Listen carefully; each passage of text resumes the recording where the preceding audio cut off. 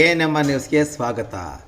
ವಿಶ್ವಕ್ಕೆ ಆದರ್ಶ ಮಹಾನ್ ವ್ಯಕ್ತಿ ಕವಿ ಶ್ರೀ ಮಹರ್ಷಿ ವಾಲ್ಮೀಕಿ. ತಹಶೀಲ್ದಾರ್ ಡಿ ಹನುಮಂತರಾಯಪ್ಪ ಅಭಿಮತ.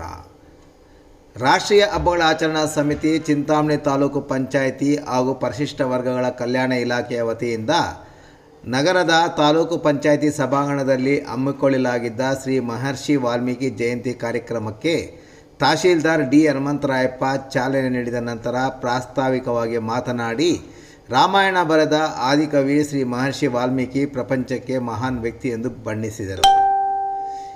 ಶ್ರೀ ಮಹರ್ಷಿ ವಾಲ್ಮೀಕಿ ಬಗ್ಗೆ ಸರ್ಕಾರಿ ಪದವಿ ಪೂರ್ವ ಕಾಲೇಜಿನ ಉಪನ್ಯಾಸಕ ಮುನಿರೆಡ್ಡಿರವರು ವಿಶೇಷ ಉಪನ್ಯಾಸವನ್ನು ನೀಡಿದರು. ಕಾರ್ಯಕ್ರಮಕ್ಕೂ ಮುನ್ನ ನಗರಸಭಾಧ್ಯಕ್ಷ ರೇಖಾ ಉಮೇಶ್, ತಾಲೂಕು ಪಂಚಾಯತಿ ಇಒ ಮಂಜುನಾಥ್, ನಗರ ಠಾಣೆಯ ವೃತ್ತ ನಿರೀಕ್ಷಕ ರಂಗಶಾಮಯ್ಯ, ಸಮಾಜ ಕಲ್ಯಾಣ ಇಲಾಖೆಯ ಸಹಾಯಕ ನಿರ್ದೇಶಕಿ ಕುಮಾರಿ, ಸರ್ಕಾರಿ ನೌಕರ ಸಂಘದ ಅಧ್ಯಕ್ಷ ಬಿ ಜನಾರ್ದನ್ ರೆಡ್ಡಿ ಸೇರಿದಂತೆ ತಾಲೂಕು ಅಧಿಕಾರಿಗಳು ಮತ್ತಿತರ ಗಣ್ಯರು ಶ್ರೀ ಮಹರ್ಷಿ ವಾಲ್ಮೀಕಿಯವರ ಭಾವಚಿತ್ರಕ್ಕೆ ಪುಷ್ಪ ನಮನಗಳನ್ನು ಸಲ್ಲಿಸಿದರು.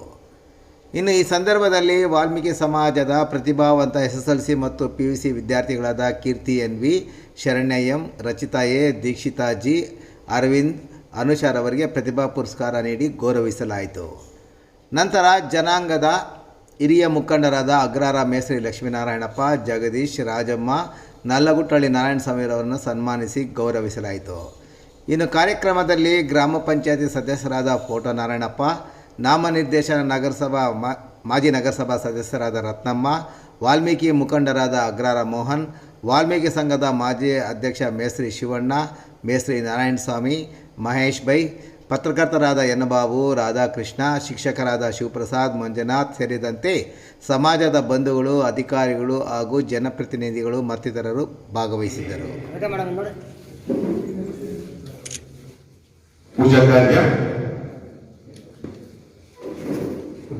ಶ್ರೇಷ್ಠವಾದಂಥ ಮಹರ್ಷಿ ವಾಲ್ಮೀಕಿಯವರ ಭಾವಚಿತ್ರಕ್ಕೆ ತಾಲೂಕು ಆಡಳಿತ ಪರವಾಗಿ, ಸಮಾಜ ಕಲ್ಯಾಣ ಇಲಾಖೆ ಪರವಾಗಿ ಹಾಗೂ ವೇದಿಕೆಯ ಎಲ್ಲ ಅತಿಥಿಗಳ ಪರವಾಗಿ ಹಾಗೂ ಆಗಮಿಸಲು ಪರವಾಗಿ ಮತ್ತೊಮ್ಮೆ ನಾನು ಸಲ್ಲಿಸ್ತಾ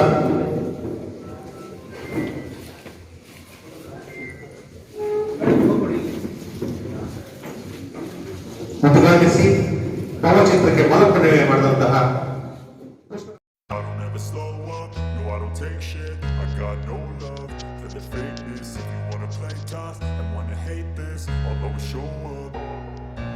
I don't ever slow up, no I don't take shit. I got no love for the fakeness. If you wanna play tough and wanna hate this, I'll always show up and make a statement. I don't ever slow up, no I don't take shit. I got no love for the fakeness. If you wanna play tough and wanna hate this, I'll always show up and make a statement. Everything I do so instinctive and so passionate. Every word I move so descriptive like an adjective. I got a vendetta against people who patented being negative when you should be getting after it. I got facts over tracks, this and that, spitting slow, spitting fast. I could roast, I could gas, think I'm okay at last, but I don't know if that can erase all the past. And the pettiness, a reflection of the emptiness. Hilarious, you think you're worth my time, you're delirious. Mysterious, because you hide behind a fake exterior. Inferior, you know I'll always be a bit superior. Get off of me, this ain't no humble brag. I want you to hear words, you can say them back. I want you to feel free from the chains at last, and to believe in what you got, it was built to last, yeah.